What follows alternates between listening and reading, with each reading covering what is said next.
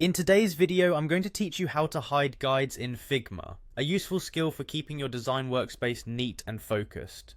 Whether you're a seasoned designer or just getting started, mastering this simple trick can enhance your workflow efficiency. So let's dive in and see how you can achieve this in just a few minutes. First, open up your web browser and head over to Figma, the collaborative interface design tool. You'll need to log into your account, so if you're not already signed in, go ahead and click on the Login button. Enter your credentials and sign into your account. If you're new to Figma, you might need to follow the setup process, but if you're already familiar, we'll proceed directly to your home screen.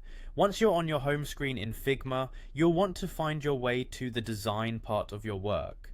Navigate to the design section by clicking on the relevant design file that you're working on or intending to work on. This prepares us to start managing the guides that are visible on your workspace.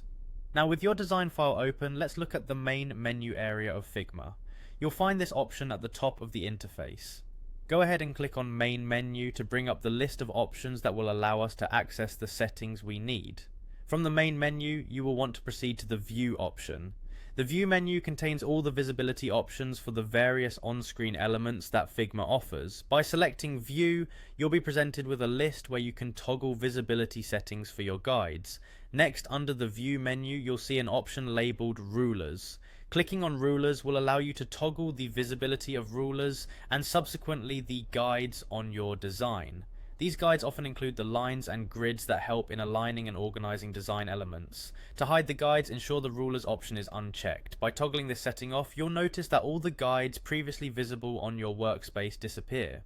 This change gives your design a cleaner and more distraction-free interface, allowing you to focus purely on the design elements without the clutter of guidelines. And there you have it, you've successfully hidden the guides in Figma. With this new setup, you can make more precise design decisions or simply enjoy a more streamlined workspace.